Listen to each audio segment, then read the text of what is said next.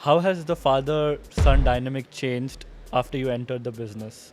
What was it before and what is it now? Before it was actually very different क्योंकि पहले तो डर लगता था, पढ़ाई रहती थी, मार्क्स छुपाने पड़ते थे, तो सब वैसा सिचुएशन थी। $85 billion is the jewelry industry right now in 2025. Next 10 years में where will be India and when will be they beating China in the jewelry industry? Manufacturing के मामले में अगर देखते हैं तो हमारा करीब 40 बिलियन के आसपास का मैन्युफैक्चरिंग एक्सपोर्ट के लिए हम लोग कोशिश करते बनाने के लिए, और 85 बिलियन आप बोल रहे हैं उससे ज़्यादा का ये मार्केट है। What is the difference between family-run business and a family-run corporate business? Usually family run businesses में क्या होता है, इमोशंस आर अटैच्ड एंड जो भी प्रोप्राइटर या जो भी ओनर रहता है, सब कुछ पावर अपने हाथ में रखने के लिए देखते हैं सब लोग। इंडिया में हैंडक्राफ्टेड ज्वेलरी को हम कैसे रिकग्नाइज करवा सकते हैं एंड ऑल्सो आउटसाइड इंडिया? बिल्कुल, इसमें सरकार की मदद की बहुत ज़्यादा ज़रूरत होती है। इसे हम लोग ने जैसे बहुत बार सरकार के पास हम लोग ने ऑलरेडी इस चीज़ को ध्यान में ला के दिया है कि हैंडमेड ज्वेलरी को थोड़ा सा इंडिया के बाहर भी हमारे एडवर्टाइजमेंट या प्रचार प्रसार के माध्यम से हम लोग बता सकें कि इसको बनाने में कितना टाइम लगता है।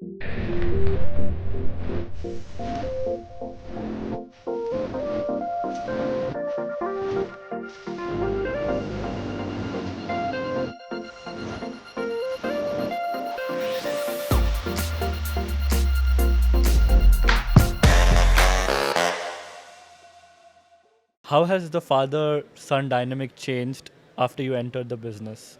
What was it before and what is it now? Before it was actually very different क्योंकि पहले तो डर लगता था, पढ़ाई रहती थी, मार्क्स छुपाने पड़ते थे, तो सब वैसा सिचुएशन थी। बट अभी जब से बिज़नेस जॉइन किया, it's been very open conversations. मैं बहुत बार सुनता हूँ कि बहुत मेरे फ्रेंड्स हैं जो फैमिली बिजनेस जॉइन करते हैं, उनको थोड़ा रिजिडिटी, थोड़ा ये फील होता है जब वो जॉइन करते हैं क्योंकि नए आइडियाज़ लाते हैं। सो जब मैंने आइडियाज़ लेके आया था, मैं बाहर से पढ़ के आया हूँ, and every I mean management theory वगैरह सब कुछ, तो मैंने जब इम्प्लीमेंट किया, so I had a very free hand from my dad and family कि ठीक है, काम करेंगे तो ही गलती होगी। सो फ्री हैंड रहा है हमेशा एंड आगे भी रहेगा, मतलब क्योंकि हमने हमारा फैमिली बिजनेस भी we are transiting into from a family run business to a family run corporate business. So it's been quite a journey now. Do you want to explain what is the difference between family-run business and a family-run corporate business? क्या differences होते हैं जो लोग इतने generational business कर रहे हैं?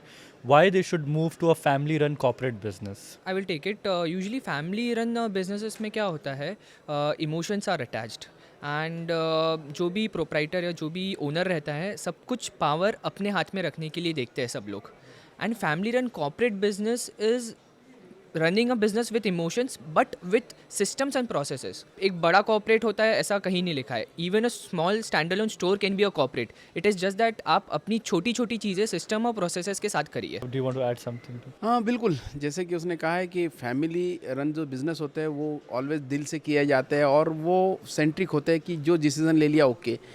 और कॉर्पोरेट में जो डिसीजंस होते हैं वो डेटा के साथ होते हैं, एनालिसिस करते हैं कि, और वो कंबाइनली सोच के करते हैं, मैनेजमेंट के लोगों के साथ बैठ के करते हैं। तो उसमें ये मतलब इम्पैक्ट ये होता है कि वो डिसीज़न प्रॉपर होते हैं। और कैसा होता है, जब हम लोग 4 लोग मिलकर डिसीज़न लेते हैं, जब मैनेजमेंट की टीम बैठती है, बोर्ड बैठता है, तो उसके डिसीज़न ज़्यादा फुल प्रूफ इसलिए होते हैं क्योंकि उसमें 4 लोग विज़न दे के और रीज़न ढूंढ के काम करते हैं। तो ये एक डिफरेंस बहुत अच्छा होता है। और हर फैमिली ज्वेलर्स देखेंगे अभी, तो अगर मैं एक या दो को छोड़ दी जाए तो काफ़ी कॉर्पोरेट यहाँ पे बने हैं ऑलरेडी, जो फैमिली ज्वेलर्स से ही धीरे धीरे आ गया है। तो मुझे लगता है भविष्य तो जो ऑर्गेनाइज तरीके से काम करेगा वही आगे सर्वाइव करेगा, फिटेस्ट विल सर्वाइव। सेम भविष्य तो वही है, इसलिए शायद फैमिली कॉर्पोरेट ज्वेलर्स बनना ज़्यादा हमारे लिए ईजी है। And how do you trust somebody who's just entered the business and from a different generation? How does the journey of trusting somebody from a different generation, having the emotion of somebody who's related to you, how do you build that journey with somebody? देखिए, ये सवाल मुझे बहुत लोगों ने पूछा और मुझे बड़ा अलग अलग तरीके से मैं इसके आंसर देता हूँ कि जब कोई नई जनरेशन बिजनेस में ज्वाइन होती है, उस समय वो एक तरह से ट्रांजिट का मतलब ट्रांसफॉर्मेशन समझिए, या एक लीगेसी दूसरी लीगेसी के साथ ऐड ऑन करने के लिए एक नई जनरेशन ज्वाइन होती है। उस समय में सबसे पहले कि थॉट्स प्रोसेस समझने बहुत ज़रूरी होती है, और उन पे ट्रस्ट इसलिए भी बैठ जाता है कि अगर वो जो न्यू जनरेशन जब आ रही है वो क्या थॉट प्रोसेस लेके आ रही है। तो जोश और होश का जो कॉम्बिनेशन होता है तो रिज़ल्ट अच्छा आता है। तो वो जोश है, उनकी बातें हम अगर सुनेंगे तो 100% वो सुनने के बाद जो हमारे पास जो अनुभव है उसके आधार पे हम उन्हें एक तो गाइड करेंगे, या उनके पास आज की परिस्थितियों को देखते हुए जो उनके पास नए आइडियाज़ के साथ साथ क्या वो चाहते हैं, इस बिज़नेस को वो किस लेवल पे लेके जाना चाहते हैं, उसको अलाइन करना। और वो अलाइनमेंट अगर एक बार हो गया तो 100% ट्रस्ट तो बैठना ही बैठना है, क्योंकि कहीं ना कहीं जब नई जनरेशन आती है हमारे फैमिली में से ही वो धीरे धीरे बढ़ के सीख के आए हैं। हाँ, इतना है कि पहले एक बहुत ही अलग चीज़ थी, जो कुछ नहीं करता था, जो पढ़ता लिखता नहीं था उसको बिज़नेस करने लगाते थे। ये एक थॉट थी, जो पढ़ लिख लिया वो नौकरी कर लेता था, ये क्लियर व्यू था। लेकिन अभी ऐसा नहीं है। अगर आपको बिजनेस भी करना है, you have to be educated, you have to be a tech up, जिसे कहेंगे कि स्पेशलाइज्ड आपको हर चीज़ में होना पड़ेगा। जब तक कि आपके पास स्पेशलाइज कोई चीज़ का नॉलेज नहीं है तो आपके पास वो कॉन्फिडेंस नहीं आएगा। तो ये एक बहुत बड़ा चेंज है। और शायद वो बोलते हैं ना कि खाना खाते समय चावल का एक दाना अगर चेक कर लो तो पता पड़ जाता है कि पूरा चावल कैसा है। तो जब जनरेशन आती है तो पहले डिसीजन में या बात करने के ढंग से या सोचने के ढंग से ये समझ में आ जाता है कि उसकी थॉट प्रोसेस क्या है, और उस थॉट प्रोसेस को देखते हुए फिर ट्रस्ट बैठ जाता है। बच्चा अपना ही है, घर की ही नई जनरेशन है, तो फिर अगर एक बार विश्वास बैठ जाता है तो फिर तो नो डाउट तो और मजबूती से हम लोग आगे बढ़ते हैं। आपको कितने साल हो गए हैं इन दिस इंडस्ट्री नाउ? मुझे करीब 37 ईयर्स हो गए इस इंडस्ट्री में। तो इस वजह से काफ़ी इंडस्ट्री के बहुत सारे चेंजेस मैंने देखे हैं, क्योंकि जब मैं इस इंडस्ट्री में, जब मैं इस बिज़नेस में ज्वाइन किया था तब वी वाज ओनली 100 और 125 square feet showroom, store, not showroom, that was just गद्दी जिसे बोलते थे, कि एक दुकान पे हम लोग काम करते थे। वहाँ से जर्नी स्टार्ट हुई है और इस जर्नी में भी काफ़ी उतार चढ़ाव आए हैं। जब मैं शोरूम में बैठता था तो तब 15 साल की उम्र थी, तो कस्टमर मुझे देख के ही वापस चले जाते थे। तो वो दौर देखा मैंने कि यार मेरे चेहरे पे क्या लगा है, जो कस्टमर मेरे से इंटरेक्ट होने को भी रेडी नहीं है, क्योंकि कस्टमर का भी थॉट ये रहता था कि यार ये बच्चा बैठा है, मैं इससे क्या बात करूँ। तो चालक मालक एक ही रहते थे। पापा को अगर खाना खाने भेजना है तो तब किसी को रिलीवर देना पड़ता था। तो ये जो सब पेन्स थी बिज़नेस में, क्योंकि बिज़नेस अगर करना है तो you have to be there only. तो वो सिस्टम को तोड़ना था। तो वो दिमाग में था कि नहीं ऐसा बिज़नेस नहीं चाहिए, हमारा बिज़नेस ऐसा चाहिए कि मैं जब छुट्टियों पे रहूं तब भी मेरा बिज़नेस चलता रहे। तो वो एक थॉट प्रोसेस दिमाग में थी। तो वो धीरे धीरे बहुत सारी चेंजेस करना पड़ा। पापा को भी समझाना पड़ा। पापा भी वो रेडी नहीं रहते थे कि गद्दी छोड़ के जाएंगे तो कुछ कम ज़्यादा हो गया तो क्या होगा। We have to make the ऐसे लोग हमें रेडी करने पड़ते हैं जो ट्रस्ट वाले हो, और फिर वो हमारी जगह में वो काम करे। देखिए, काम करते समय में अगर मैं ही कैशियर हूँ, मैं ही मुनीम हूँ, मैं ही सेल्समैन हूँ, तो मैं कभी भी ग्रो नहीं करूँगा। जब तक कि मैं ये चीज़ को सबको डिस्ट्रीब्यूट नहीं करूँगा और सही प्रोफाइल का आदमी सही जगह नहीं बैठाऊँगा तो मैं ग्रो नहीं करूँगा। तो that was one of the transformation हमारे बिज़नेस में। फिर बिज़नेस करते समय में ऑफिस वर्क कॉन्सेप्ट आया कि we have to sit at the office and we have to run the business. तो वो भी पापा के साथ बहस होती थी, बात होती थी। तो उनको समझाने कि इतना है कि जिस तरीके से मेरे पापा ने मुझे एक समझा और उन्होंने मुझे एक प्रॉपर एक ग्राउंड दिया कि हाँ ये अभी ग्राउंड है, नाउ यू प्ले। तो मैंने फिर कोशिश की, तो मैंने फिर उसमें वी हैव सक्सेस। सेम वही लीगेसी मैं मेरे बेटे को देना चाहता हूँ। अगर वो उस चीज़ को कर रहा है तो ऑलवेज वी विल सपोर्ट। क्या होता है, जो जनरेशन जब आती है तो मैं उन्हें हर जगह उदाहरण भी देता हूँ कि एक डिस्ट्रिक्ट का जब कलेक्टर होता है उसकी उम्र होती है 25-30 साल, क्वाइट यंग रहता है, लेकिन पूरे डिस्ट्रिक्ट को संभालता है। तो age is only the number, मेरा ये कहना है। तो एज से कुछ नहीं होता है। आपका थॉट प्रोसेस क्या है, आप कैसे पढ़े लिखे हो, क्या आपने स्पेशलाइज किया है, और आप क्या विचारधारा लेके इसको कहाँ लेके जाने वाले हो, ये अगर आपने क्लियर कर दिया तो 100% एवरीबडी विल, पूरी फैमिली आपके साथ खड़ी हो जाएगी। And on this journey, which you said that it's a legacy brand, 100 years, more than 100 years. When was it started? I think it is 1925. 1925. Yeah. So close to century. या century 1925 से पहले की, क्योंकि हाँ मेरे ग्रैंडफादर से के पहले से ही हमारा इस बिज़नेस में है। तो और उसके बाद अभी बेटे ने ज्वाइन किया है। तो ये मोर देन 100 ईयर्स की जो लीगेसी है। तो हम लोग we belongs to Soni family. तो वी वॉज आर्टिज़न, मेरे दादाजी आर्टिजन्स थे। तो धीरे धीरे आर्टिजन से लेके तो ये चेंज अभी जो आया है, पहले ज्वेलरी बनाते समय में कस्टमर सोना लेके आते थे, सोने से ज्वेलरी बनाते थे और फिर लेके जाते थे। लेकिन आपने देखा होगा कपड़े वाले के पास भी कपड़ा लेके जाओ, फिर वो सिल के देता था, ऐसी प्रक्रिया रहती थी। लेकिन अभी वो चेंज हो गया, रेडीमेड कल्चर आ गया है, दिखता है सो बिकता है, ये कल्चर आ गया है। तो ये चेंज एक बहुत बड़ा चेंज आया है और शायद रेडीमेड ज्वेलरी के चलन की वजह से अभी सेल भी हमारा बढ़ा है। ग्राहकों को जो रेडी पसंद आता है वो नहीं लेना है तब भी खरीदने की इच्छा रखता है। तो कहीं ना कहीं ये चेंज होने के कारण हमें इसका फ़ायदा हुआ है। So वही मेरा क्वेश्चन था that from 100 years the business would have changed quite a lot from your great grandfather who was an artisan to now the trend has changed. So पहले कैसे था, मतलब let's talk about the journey from the start. पहले कैसे, कहाँ पे चालू किया था, क्या कैसे चालू किया था, what were you selling if you know the story, and then now where you are, and then you can probably answer on 10 years or 5 years में कहाँ आप उनको लेके जाना चाहोगे, and probably both of you all can answer that question. देखिए, मेरे great grandfather जो थे वो दैट वाज आर्टिज़न। तो पहले मैं वही कह रहा था कि कस्टमर सोना लेके आते थे, उनके गिन के 10 टाइप की ज्वेलरी रहती थी पर्टिकुलर। वो सोना लेके आए या चांदी लेके आते थे, सिल्वर लेके आते थे, फिर उनसे पटली बना लिए, चूड़ियाँ बना लिए। तो पहले और अभी में बहुत ज़्यादा अंतर ये है कि पहले कस्टमर जब आते थे वो सोना लेके आने का, उन्हें सोने से फिर ज्वेलरी बनाने का, ज्वेलरी भी लिमिटेड डिज़ाइंस होती थी, 5-7 डिज़ाइंस कैटलॉग में डिज़ाइंस देख के बनाने का, ये सब डिज़ाइंस रहते थे। तो बहुत कम काम रहते थे, पब्लिक कम थी, ऑर्डर्स कम थे, सब कुछ छोटा स्केल पे था। लेकिन धीरे धीरे ये माहौल बदलते गया और जैसे कि मैंने कहा दिखता है सो बिकता है, ये माहौल आने लग गया। रेडीमेड कल्चर आ गया। रेडीमेड कल्चर आने के बाद फिर हॉलमार्किंग, फिर कस्टमर सर्विस। कभी भी पहले इस बिज़नेस को केवल डिमांड एंड सप्लाई पे देखा जाता था, लेकिन इसके साथ साथ अभी अगर देखते हैं तो डिमांड एंड सप्लाई के साथ साथ क्वालिटी पे हमें ध्यान देना होता है, क्वांटिटी पे ध्यान देना होता है, सर्विस पे ध्यान देना होता है, ट्रांसपेरेंसी पे ध्यान देना होता है। तो क्वालिटी, क्वांटिटी, ट्रस्ट, ट्रांसपेरेंसी, ये सब चीज़ें इसमें जब ऐड हो गई तब जाके फिर इसको बिज़नेस में एक प्रॉफिट और फ़ायदे होने शुरू हुए और तब जाके ये एज अ ब्रांड बन के रेडी हुआ। तो ये बहुत बड़ी जर्नी है, 5 जनरेशन की जर्नी है और मैं 4th जनरेशन हूँ और आई एम हैप्पी कि अभी 5th जनरेशन मेरे बेटे ने इसे ज्वाइन किया है। तो I am really happy. And आप कोई स्पेशलाइज करते हैं कुछ चीज़ में that you focus on in jewellery, ऐसा कुछ है? डायमंड्स पे करते हैं, एमरल्ड्स, ऐसा कुछ फोकस है आप लोग का? बिल्कुल। देखिए, हम लोग आज के तारीख में जब कोई ज्वेलर्स है तो सभी रखना चाहिए उसने ना। हम तो सब रखते हैं, हम सिल्वर में भी डील करते हैं, गोल्ड में भी करते हैं, हम लोग प्लेटिनियम में भी डील करते हैं, जेमस्टोन्स में करते हैं, फैशन ज्वेलरी होती है वो भी हम रखते हैं। तो ऐसी कोई चीज़ नहीं है जो हम लोग नहीं करते। और जैसे कि आपने अभी जेमस्टोन अपने एमरल्ड के बारे में पूछा या फिर सफ़ायर के बारे में पूछा, तो यस, नो डाउट वो भी आज हमारे इंडस्ट्री का एक बहुत बड़ा हिस्सा है।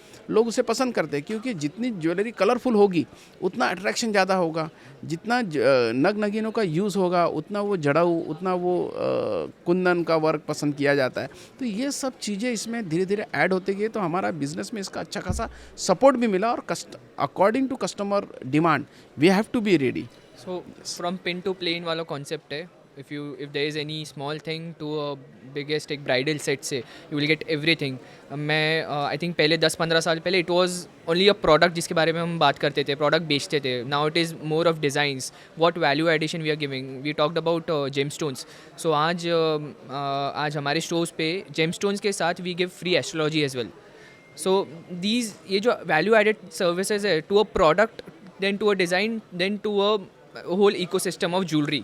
So that is the new trend in jewelry industry। So like you said, from product to design to ecosystem, where would you want to take the company in the next 15-20 years? I know it's a long horizon, but where would you want to, what's your North Star, your goal that you would want to see this?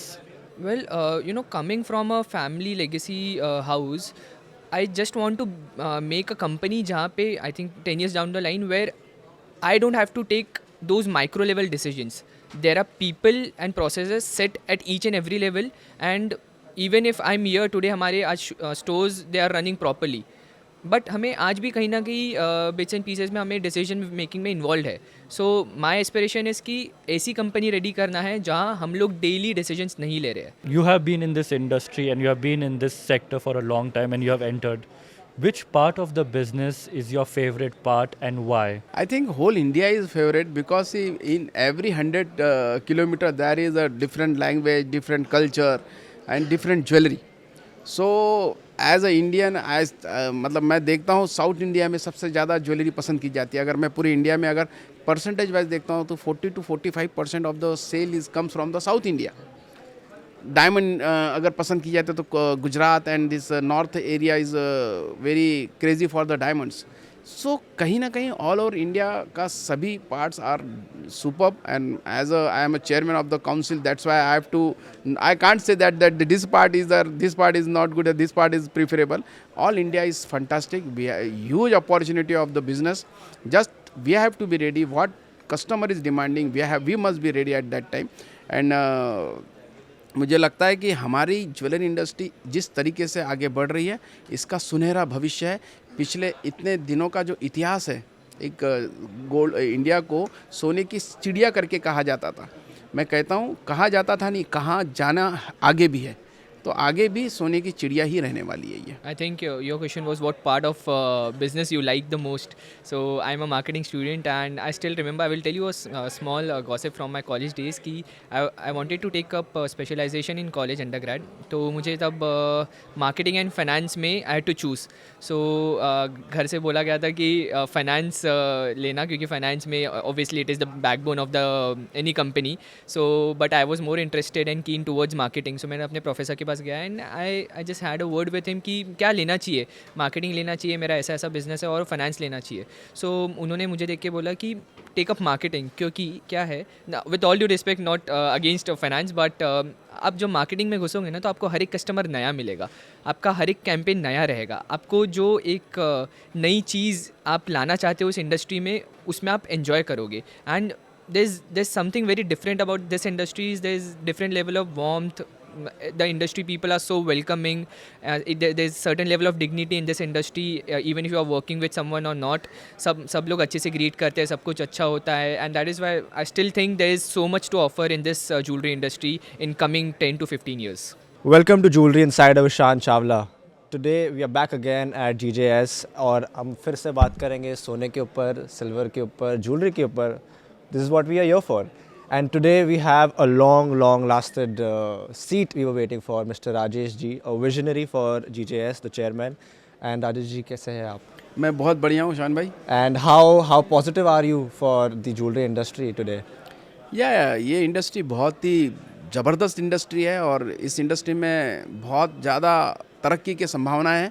और मैं हर जगह कहता हूँ कि हमारी जो young generation है उन्होंने इसमें बहुत ज़्यादा इन्वॉल्व होना चाहिए. और ह्यूज अपॉर्चुनिटी की इंडस्ट्री है, सेफ इंडस्ट्री है, और जिस इंडस्ट्री में आपको मान सम्मान सब कुछ मिलेगा.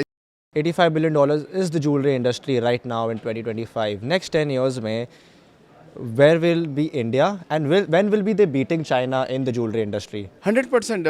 देखिए मैन्युफैक्चरिंग के मामले में अगर देखते हैं तो हमारा करीब 40 बिलियन के आसपास का मैन्युफैक्चरिंग एक्सपोर्ट के लिए हम लोग कोशिश करते बनाने के लिए, और 85 बिलियन आप बोल रहे हैं उससे ज़्यादा का ये मार्केट है. तो क्योंकि 10 बिलियन के आसपास तो हम लोग केवल US को ही सप्लाई करते थे, 9.9 बिलियन. तो ये 40 बिलियन तो हमारा सिर्फ एक्सपोर्ट है. तो ओवरऑल मार्केट इससे भी बहुत बड़ा है. और इस मार्केट में इतनी ज़्यादा अपॉर्चुनिटी है कि आने वाले दिनों में हम लोग चाइना को तो 100% पीछे छोड़ ही देंगे, लेकिन साथों साथ हमारे पास जो रोज़गार उपलब्ध होने वाला है वो इतना ज़्यादा होने की संभावना है. क्योंकि हैंडमेड ज्वेलरी जो है वो सबसे ज़्यादा पसंद की जाती है वर्ल्ड वाइड. तो वो ज्वेलरी वर्ल्ड में कहीं नहीं बन सकती है, वो केवल और केवल इंडिया में ही बन सकती है. अगर मैं नाम लूँ तो कलकत्ता ज्वेलरी का कहीं कोई तोड़ नहीं है, कोयम्बटूर के हैंडमेड ज्वेलरी का कोई तोड़ नहीं है, गुजरात की जो ज्वेलरी हैंडमेड उसका भी कोई तोड़ नहीं है. और ये सब ज्वेलरी मुंबई सब जगह डिस्ट्रीब्यूट होती है. तो इस वजह से इस इंडस्ट्री को आने वाले दिनों में जहां आज है उससे 4 टाइम्स होने में कहीं टाइम नहीं लगने वाला है. हाँ, मैं मानता हूं इंपोर्ट करना it is a very problematic thing, तो उसके लिए ऑलरेडी गवर्नमेंट के पास हम लोग ने गोल्ड मोनेटाइजेशन स्कीम को हमने सबमिट कर दिया है और हम चाहते हैं कि सरकार और जीजेसी, जैसे GJC is the apex body for the industry, all India gem and jewellery domestic council, सरकार के साथ खड़े रह के, सरकार के साथ कंधे से कंधा मिलाकर हम चाहते हैं कि ये गोल्ड मोनेटाइजेशन स्कीम को हम रन कर सकें, जिससे हम हमारा इंपोर्ट भी घटा सकें। हमारे पास जो ऑलरेडी हमारे इंडिया में करीब 50 से 60 हज़ार टन जो ऑलरेडी गोल्ड रखा हुआ है उसको हम लोग मोबिलाइज कर सकें। तो मुझे बहुत ज़्यादा अपेक्षाएं भी है और हम लोग इस पर काम भी कर रहे हैं। To following up on the GMS, काफ़ी लोग ये जानते नहीं होंगे, इंडिया का जो हाईएस्ट स्टोर्ड गोल्ड है is with Manappuram, which is the gold loan company from south. और जो वहाँ के औरतें हैं उन्होंने इंडिया का सबसे ज़्यादा सोना वहाँ रखा हुआ है। And that's what we will come to GMS later. Before that, hand crafted jewellery ना रिकग्नाइज नहीं है इंडिया में। न्यूयॉर्क में जो भी हैंड क्राफ्टेड है, even Rolex, like a Rolex I would call hand crafted jewellery, comparing it to a Rolex, वो hours से बिकती है, घंटों के हिसाब से बिकती है जो हैंड क्राफ्टेड ज्वेलरी है। तो इंडिया में हैंड क्राफ्टेड ज्वेलरी को हम कैसे रिकग्नाइज करवा सकते हैं, एंड ऑल्सो आउटसाइड इंडिया? बिल्कुल, इसमें सरकार की मदद की बहुत ज़्यादा ज़रूरत होती है। इसे हम लोग ने जैसे बहुत बार सरकार के पास हम लोग ने ऑलरेडी इस चीज़ को ध्यान में ला के दिया है कि हैंडमेड ज्वेलरी को थोड़ा सा इंडिया के बाहर भी हमारे एडवर्टाइजमेंट या प्रचार प्रसार के माध्यम से हम लोग बता सकें कि इसको बनाने में कितना टाइम लगता है। और कोई भी चीज़ जब हैंडमेड होती है उसका कोई मोल नहीं होता, और हैंडमेड ज्वेलरी एक बार बनने के बाद फिर वैसी फिर से नहीं बन सकती। It is a one of peace होती है, क्योंकि दूसरी बनाएंगे तब भी थोड़ा थोड़ा अंतर आता है, क्योंकि मशीन में एक तरह से एक जैसा होता है लेकिन हैंडमेड में एक जैसा कभी नहीं होगा। नई नई चीज़ें बनती जाएगी। इस वजह से हैंडक्राफ्ट ज्वेलरी को सरकार के तरफ से भी मेरा एक निवेदन रहता है कि इसे GST में डिस्काउंट मिले या GST में छूट मिले, या फिर इसे गवर्नमेंट की तरफ से भी थोड़ा प्रमोट किया जाना चाहिए। जैसे कि हम तो करते ही है हमारे लेवल पे, लेकिन टैक्सेशन लेवल पे भी अगर आर्टिजन्स को भी इसके लिए बेनिफिट मिलता है तो इससे बढ़िया कुछ नहीं होगा। Amazing. We will be coming to artisan and gold monetisation scheme. उससे पहले हम करेंगे राजेश जी का फेवरेट टॉपिक पे बात, वो है गोल्ड प्राइस। कल यूएस ने फेड रेट्स काटे and they are gonna cut they gonna have 2 more rate cuts through the Feds. आपको क्या लगता है गोल्ड प्राइस अभी नेक्स्ट 5 साल में और टिल 2040 क्या होने वाला है? देखिए 2040 तो बहुत दूर की बात है। मैं तो इतने दूर बोलने से अच्छा मैं आने वाले 2-3 साल का मैं प्रिडिक्ट कर सकता हूँ। जिस तरीके का पिछले 1 साल में गोल्ड बढ़ा है, आप देखेंगे 1 साल पहले लास्ट ईयर जब यही एग्जीबिशन में जब हम लोग आए थे तब 72,000 to 75,000 के आसपास का रेट था। 2,000-3,000 plus minus, it is not 1,000-2,000 तो नीचे ऊपर होता है, और आज 1,10,000। मतलब कहीं ना कहीं अगर इतना ज़्यादा रेट अगर बढ़ा है तो कहीं एक कारण से नहीं बढ़ा। देखिए फेड का आपने बात किया, फेड रेट कट हुआ तो it is one of the reason, लेकिन केवल और केवल गोल्ड एक रीज़न से बुलिश नहीं होता है। Fed rate is one of the reason, another reason is tariff, third reason is China, fourth reason बहुत सारी सेंट्रल बैंक्स जो है सभी बाइंग कर रही है। और जिस तरह से वर्ल्ड जो है अभी वो 2 पार्ट में बट रहा है। आपने देखा होगा US और European nation are in the one side BRICS and, और ये पूरा जो हमारा चाइना और रशिया और इंडिया का जो एक बन रहा है पूरा अनसर्टेनिटी, इस वजह से वर्ल्ड में ना और ज़्यादा अनसर्टेनिटी आने की पूरी संभावना है। आपने देखा होगा कि डी-डॉलराइजेशन एक बहुत बड़ी समस्या बन गई है। लोगों को डॉलर पे विश्वास नहीं है, तो लोगों अगर डॉलर पे नहीं है तो कहाँ पे विश्वास है? तो गोल्ड पे। तो एकमात्र ये यूनिवर्सल करेंसी है जो सबसे ज़्यादा पसंद भी की जाती है, सबसे ज़्यादा देशों में इसे लिया भी जाता है और रखा भी जाता है। हमारे भारतीय संस्कृति में तो ऑलरेडी इतने सालों से हम लोग वो परंपरा को कर ही रहे, लेकिन अभी बाकी देशों ने भी इसको शुरुआत कर दिया। आप देखेंगे जितने भी फंड हाउसेस हैं इंडिया के बाहर, जो लोग पहले ये कहते थे कि अपने पोर्टफोलियो से गोल्ड को हटा दो, अभी वो सभी लोग कहते हैं कि अपने पोर्टफोलियो में मिनिमम 10 to 20% गोल्ड को रखिए।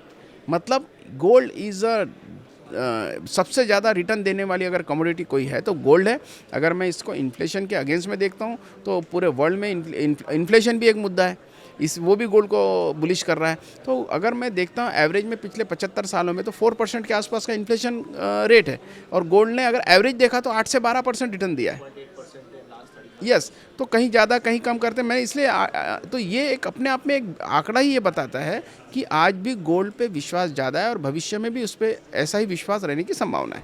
जो डी बियर्स है उन्होंने मार्केटिंग में काफ़ी एक्सटेंसिवली एक्सपेंडिचर किया है इन द लास्ट 50 और more than 50 years, how do you what have you learn from DB's marketing strategy जो आप अपने ट्रेडिशनल जूलर्स को बताना चाहोगे और सिखाना चाहोगे जो अपने बिजनेस पे वो इम्प्लीमेंट करें?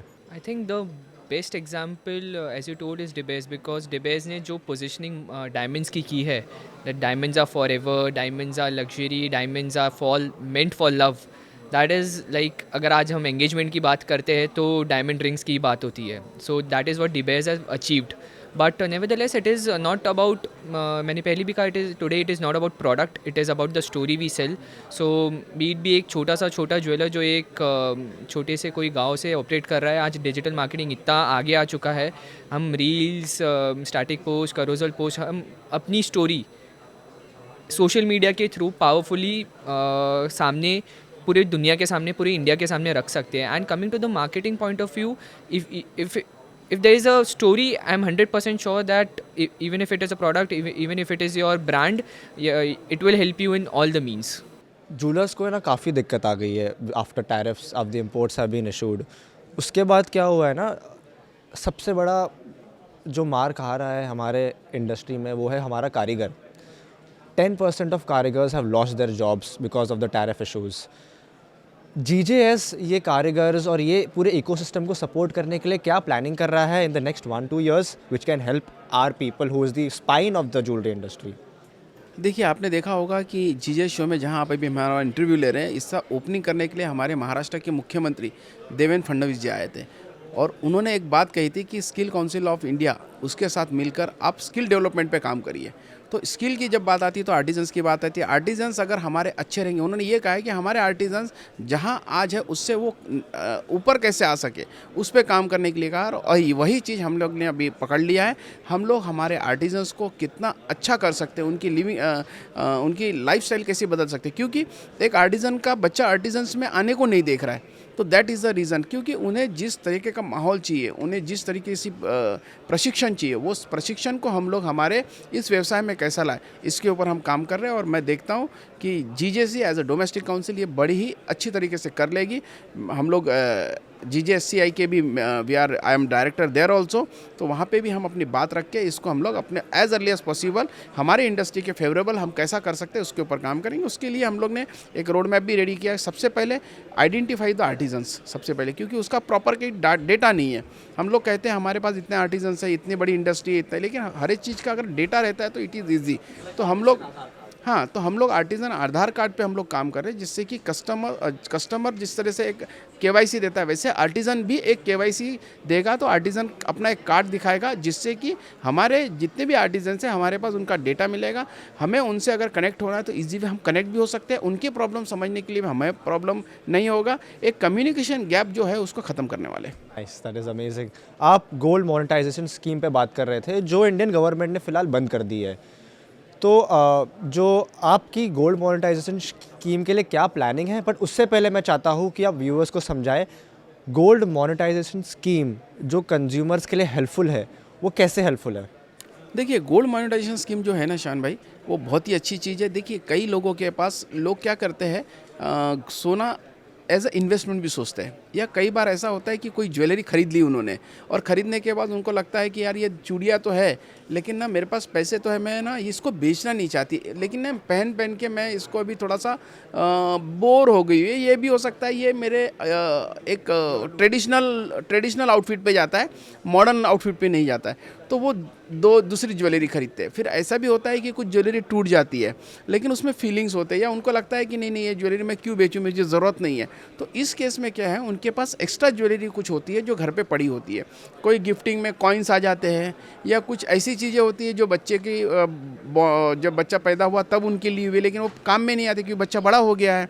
या फिर मंगलसूत्र है जो 4-4, 5-5 जमा हो गए. तो इस केस में करीब 25% ऑफ द ज्वेलरी जो अनयूज़ होती है हर एक के पास, या फिर कॉइन्स है. तो ऐसी जो ज्वेलरी जो अनयूज़ है, जो कस्टमर्स के लिए यूज़ में नहीं है, उस ज्वेलरी को हम लोग सिस्टम में लाएं, ये इसके पीछे की मंशा है. तो ज्वेलर्स इसे सरकार के साथ मिलकर करना चाहते हैं. ऐसा है कि जब सरकार से हमने ये स्कीम को हमने दिखाया है, उसमें सरकार को भी फ़ायदा है, कंज्यूमर को भी फ़ायदा है, ज्वेलर्स को भी फ़ायदा है. अब ऐसा कैसा होगा, आप बोलेंगे सब तीनों को कैसा फ़ायदा है, तो वेरी इजी है. उनके पास जो डेड गोल्ड है जो केवल अलमारियों में रखा है, उन्हें हमारे ज्वेलर्स भाइयों के पास ले आना है। ज्वेलर्स भाई पहले से ही एक डीमेट अकाउंट गवर्नमेंट के कहने पे गवर्नमेंट के साथ मिलके करना चाहती है, और हमारा जो गोल्ड डीमेट अकाउंट होगा उसमें हम अपना 1 किलो सोना, 2 किलो सोना अकॉर्डिंग टू ज्वेलर्स की ताकत के हिसाब से वो अपने डीमेट अकाउंट में रखेगा।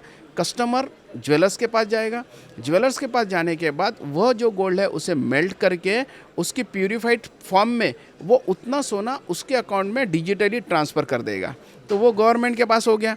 हमारा सोना जो हमने लिया है वो हम उसे डिजिटल कर देंगे, तो कस्टमर का सोना ऑटोमेटिकली एट उसी मूवमेंट जब वो हमारे शोरूम में रहेगा उसी समय गवर्नमेंट के अकाउंट में चले जाएगा, तो गवर्नमेंट को सोना आ गया। अब गवर्नमेंट को क्या करना है, गवर्नमेंट को अभी इनका तो डेड स्टॉक रखा हुआ है, उसमें कोई इंटरेस्ट नहीं मिलने वाला है, रेट एप्रिसिएशन मिलने वाला है, तो गवर्नमेंट वही गोल्ड उस वेट उसी फॉर्म में उनके पास रखेंगे और उसमें वो 3%, 2% जो भी एक म्यूचुअली डिसीजन करे उस पर वो इंटरेस्ट देंगे, और वो गोल्ड गवर्नमेंट ज्वेलर्स को एज अ गोल्ड लोन दे जिससे कि वो अपना बिजनेस कर सके। तो ज्वेलर गोल्ड लोन के माध्यम से उन्हें इंटरेस्ट देगा, और उसमें बैंक या फिर गवर्नमेंट अपना जो भी उनका प्रोसेसिंग चार्जेस है वो रख लेगा, और उसमें से जो प्रॉफिट बचेगा वो कस्टमर को पास ऑन करेगा। तो ये पूरा गोल्ड मोनेटाइजेशन स्कीम की पूरी जिम्मेदारी all India gem and jewellery domestic council लेने के लिए तैयार है, और इससे हमारा इंपोर्ट भी घटेगा। इसमें बहुत कुछ सपोर्ट करने वाले हैं हम लोग, और ये बेहतरीन स्कीम है, कभी इसके पहले इतनी अच्छी स्कीम आई नहीं है, और इसकी हम लोग फुल प्रूफ गारंटी लेते हैं। So this is a perfect example of आत्मनिर्भर भारत। ये मोदी जी का विजन है, ये है हमारे देश का vision, and I think this will be coming to soon to you guys. एंड जो आपके घर पे एक्स्ट्रा सोना हो उस पे आप सिर्फ सोने पे पैसा मत कमाओ, सोने पे भी इंटरेस्ट कमाइए ना, वाई नॉट। आप जब अपने फादर के साथ काम करते हो, so I also work with my parents, मैं एक इशू फेस करता हूँ, and every one would face that. Coming to a family business, आपके जो पेरेंट, जो आपका बॉस है, they always see you as a kid, आपको हमेशा बच्चों की तरह दिखते हैं, बट वो बिज़नेस में कि आपको वो रिस्पॉन्सिबिलिटीज़ पास ऑन करे, एंड आप एक बिज़नेस में बच्चे की तरह नहीं दिखना चाहते, तो what do you do to overcome और get his trust in that manner? So I think when I came into business 2 साल पहले, even I face the same issue, क्योंकि वो होता है क्योंकि सब आपके साथ वाले जो मैनेजरियल लेवल पे होते हैं वो आपसे बड़े होते हैं, आपके कुछ स्टाफ होते हैं जो शॉप में आप 20-20, 30 साल से काम कर रहे हैं, वो आपसे बड़े होते हैं, वो आपकी क्यों सुनेंगे।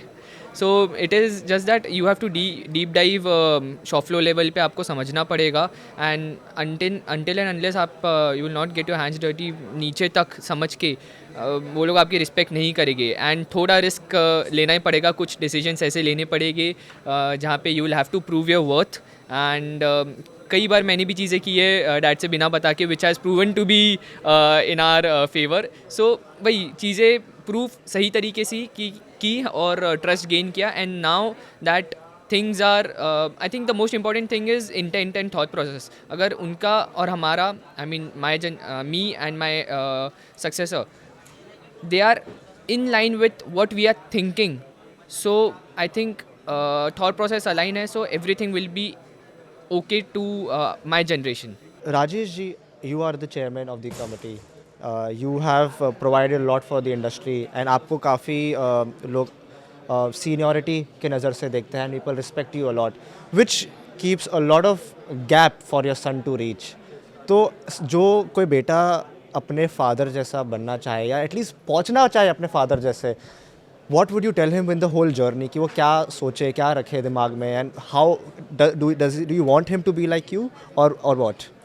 नहीं, मैं ऐसा कभी नहीं चाहूँगा। कभी भी हर बाप यही चाहेगा कि बाप से बेटा सवई निकले क्योंकि हर अपनी हर एक की आइडेंटिटी होती है। अमिताभ बच्चन ही रहेगा, और अभिषेक बच्चन ही बनेगा, लेकिन अभिषेक बच्चन भी अमिताभ बच्चन से कहीं कम नहीं है। Everybody have some different identity, और मुझे लगता है कि किसी के साथ ऐसा बोलना या कि वो उसके जैसा बनेगा, ऐसा नहीं हो सकता है। अपने अपने प्रतिभाओं में सब लोग बहुत ही अलग होते हैं, तो मुझे लगता है कि उसका काम करने का तरीका बहुत अलग होगा। तो वो अपने आप को जो वो ठीक लगे, जिस तरीके से वो ठीक लगे, वो अपने आप को प्रूव जरूर करेगा। लेकिन कई बार ऐसा होता है कि भाई चेयरमैन बनाया तो चेयरमैन का बेटा भी चेयरमैन बने, that is a wrong thing. जो नॉर्मली सही भी नहीं है वो अपने प्रतिभाओं पे जाएगा तो हो सकता है मैं चेयरमैन बना, वो और कोई फील्ड लेके मेरे से भी बड़ा बन सकता है। तो ये एक हाँ प्रेशर कभी रहा नहीं है बेटे, और किसी को देना भी नहीं चाहिए। मैं हर जो भी पिता है अपने बेटे पे ये प्रेशर ना बने कि तू मेरे जैसा बन, भाई क्यों, तुमसे अच्छा भी तो बन सकता है। तो और मैंने कहा है ना कि बाप से बेटा सभी बनना सबसे बड़ा और एकमात्र बाप ऐसा होता है कि जो अपने बेटी की तरक्की से सबसे ज़्यादा खुश होता है। वो नॉर्मली दो लोग अगर एक साथ काम कर रहे हैं तो दूसरा अगर सामने जाएगा तो लगेगा यार ये क्यों सामने गया, लेकिन बाप को सबसे ज़्यादा खुशी होगी अगर बाप उस बेटा अगर उससे आगे जाता है तो। क्या नेचुरल डायमंड्स का चार्म चला गया है और वो यूनिकनेस चली गई है? आप प्लीज़ उस पर थोड़ा बताइए। नहीं, बिल्कुल नहीं है। नेचुरल डायमंड का एक और प्रीमियम बढ़ गया है। नेचुरल डायमंड अभी एक लग्ज़री बन गया है, प्रीमियम बन गया है। देखिए, नेचुरल डायमंड के लिए बहुत सारी बातें होती है। जब लैब ग्रोन डायमंड्स आया तब लोगों ने ये सोचा कि अब नेचुरल डायमंड का मार्केट ख़त्म हो जाएगा, लैब ग्रोन आ जाएगा। ऐसा कुछ नहीं है। लैब ग्रोन अपना एक अलग मार्केट लेके आ रहा है। लैब ग्रोन जो डायमंड्स है जिनका डीप पॉकेट नहीं है वो क्लाइंटल उनके पास जा रहे हैं। जो नेचुरल डायमंड जो खरीद नहीं पाते थे वो मूव आउट हो रहे हैं लैब ग्रोन की तरफ, और लोगों को दोनों में डिफरेंसेस समझ में आ रहा है क्योंकि हर चीज़ का सर्टिफिकेशन अलग आता है। किसी को अगर नेचुरल खाना है तो नेचुरल ले लीजिए, नेचुरल ऑलरेडी अवेलेबल है। जिसे नेचुरल उनके पॉकेट में फिक्स नहीं हो रहा है तो lab grown is there available. आपको बताता हूँ मैं, जब गोल्ड इंडस्ट्री में भी 1 ग्राम गोल्ड, जिसे एक आज से 15-20 साल 25 साल पहले जब इंट्रोड्यूस हुआ था तब लोगों ने भी यही कहा था कि 1 ग्राम गोल्ड आ गया तो गोल्ड कोई नहीं खरीदेगा। लेकिन 1 ग्राम गोल्ड का एक अलग मार्केट डेवलप हुआ है, गोल्ड का मार्केट अलग डेवलप हुआ है। रेट एप्रिसिएशन में नेचुरल डायमंड जो रेट एप्रिसिएशन देता है या उसका जो फील एंड लोगों को अपनी एक कॉन्फिडेंस है तो वो नेचुरल डायमंड प्रीमियम बन के अलग से कॉन्फिडेंस देता है। जिनका डीप पॉकेट है वो वहाँ जाएंगे, जिनका फ्रेंडली पॉकेट चाहिए वो यहाँ आएंगे। दोनों की अपनी अपनी अलग अलग मार्केट रेडी हो गई है। हम तो ये समझ रहे हैं कि हमारे बुके में एक और नया फूल आ गया है। It is the youngest child of the diamond industry. Also, Shan, just to add to that point, lab-grown diamond, the fact that only 1% of Indians can afford a natural diamond. So definitely there is a market for lab-grown diamonds, LGDs, but it is वही है कि what is the right time वो market explore होके explode होगा। So definitely दोनों parallel markets है, वो collide नहीं होंगे। There is a novelty and story behind natural diamond, and I think natural diamond council is working tremendously natural diamond को promote करने के लिए। But I am in favour with lab grown will have its different market and a great market. मैं काफ़ी chairman के साथ, काफ़ी काउंसिलमैन्स के साथ ना इंटरव्यूज़ करता हूँ, तो वो सब कहते हैं कि यार जब से मैं चेयरमैन बना हूँ, जब से मैं प्रेसिडेंट बना हूँ, जब से मैं ये काउंसिल रन कर रहा हूँ, तब से मेरा धंधा साइडलाइन हो चुका है बिकॉज पूरा टाइम काउंसिल पर जाता है। आपका कैसा रिस्पॉन्स रहा है इस टाइम? देखिए, जितने भी लोगों ने ऐसा कहा है वो दुखद बात है, सही बात नहीं होनी चाहिए ऐसी। अगर किसी के साथ ऐसा हुआ है तो उनकी वो गलती है। अब मुझे पता था कि मैं चेयरमैन बनने वाला हूँ। जब वाइस चेयरमैन बना तो it is promoted to chairman, तो उसकी तैयारी मैंने पहले से की थी। और उसकी तैयारी बोलो तो करना क्या, देखिए कभी भी आपको, जब आप दूसरों के मदद करने के लिए चलते तो एरोप्लेन में एक सबसे पहली बात बताई जाती है कि आपको अगर पहले अपना मास्क लगाना है फिर बाजू वाले की मदद करना है। अगर आप पहले बाजू वाले की मदद करोगे तो आपको तकलीफ होगी। ये है चेयरमैनशिप लेने का पहला लेसन। तो हमने क्या किया है, एज अ मैं चेयरमैन बनने से पहले हमने सिस्टम बैठाया पहले कि मुझे पता है कि मेरा समय अगर मैं इंडस्ट्री को देने वाला हूँ तो उस समय में मेरे पर्सनल व्यापार को देखने वाला कौन है। तो हम लोग ने फैमिली स्ट्रक्चर पे बात की, फैमिली में बात की, रूल्स एंड रेगुलेशंस को किस तरीके से डिप्लॉय करें उस पर बात की। ये सब चीज़ों को, हायरार्की को बात किया, सिस्टम को अडॉप्ट किया। तो ये सब चीज़ें अडॉप्ट करने के बाद फिर हमने हमारे पावर डिलिब्रेट किया और इसके वजह से हमें वो प्रॉब्लम नहीं हुआ। लेकिन जो लोग ऐसा कहते हैं उन्हें सबसे पहले ये समझना पड़ेगा, खुद को पहले इतना मजबूत बना दो फिर दूसरों को मदद करने के लिए निकले। अगर उन्होंने खुद को अपने बिजनेस में मजबूत नहीं बनाया है और वो खुद चालक मालक है तो वो बाहर जाएंगे तो निश्चित तौर पे उनको अपने बिजनेस में तकलीफ जाएगी। लेकिन अगर वो अपने बिजनेस को इतना मजबूत कर देते हैं कि वो सेल्फली खुद होके चल सके, मतलब किसी सहारे के बिना, तो वो सही मायने में वही लीडर बन के वह कहीं दूसरे, अगर चेयरमैन बनना है या अध्यक्ष बनना है या किसी हेड पे जाना है तो वो सही रास्ता रहेगा, तो ये प्रॉब्लम खत्म समाप्त हो जाएगा। Gold price and silver price last 3 महीने में ऑडली 30% बढ़ गए हैं। तो किसी को इन्वेस्ट करना है तो वो गोल्ड खरीदे कि सिल्वर, और क्यों? देखिए, मैं कभी ये नहीं कहूँगा कि गोल्ड या सिल्वर दोनों में करना चाहिए, क्योंकि सिल्वर में अभी भी चांसेस बहुत ज़्यादा है। अगर मैं इसको आंकड़े पे लेता हूँ तो गोल्ड ने ऑलवेज नए बेंचमार्क बनाए हैं। पिछले आपने देखे होंगे जिस तरह से $3700 तक के पहुँचा है, तो ये $2400 से $3700 बनाते बनाते रिकॉर्ड बने हैं। लेकिन सिल्वर में जो $50 का जो बेंचमार्क बना चुके हैं 16 साल पहले, वो अभी तक ही नहीं बना है। तो उसमें अभी भी चांस है। अब 16 साल से ज़्यादा उस समय को हो गया है, तो अभी भी सिल्वर में $50 मतलब रिकॉर्ड तोड़ने की संभावना ज़्यादा है। और सिल्वर में क्या हो गया है, इंडस्ट्रियल यूज़ बहुत ज़्यादा बढ़ गया है पिछले 25 साल में। पहले सोलार में यूज़ नहीं होता था, सोलार में अभी ज़्यादा यूज़ होने लग गया है, ईवी में ज़्यादा यूज़ होने लग गया है। तो ये दो चीज़ें इतना ज़्यादा ज्वेलरी मार्केट को इम्पैक्ट कर रहा है, इस वजह से सिल्वर की 70% के आसपास की डिमांड इंडस्ट्रियल यूज़ में जाने लग गई है। तो ये एक बहुत ज़्यादा इम्पैक्ट कर रहा है। मुझे लगता है कि सिल्वर में अभी भी बहुत ज़्यादा बुलिश हूँ मैं। आने वाले दिनों में 2-2.5 लाख भी अगर सिल्वर दिख जाता तो कोई बड़ी बात नहीं है। Nice, amazing. To add on his data, last 2 महीने में चाइना की सोलार प्रोडक्शन डबल हो चुकी है, ईवी प्रोडक्शन डबल हो चुकी है, एंड द मेन की reason why silver increases is for industrial use and not jewellery like gold. So let's see how the solar industry is going to perform and react to silver. That was an amazing conversation to Rokre Jewelers and great inputs. And thank you so much for having you in this podcast. And thank you guys.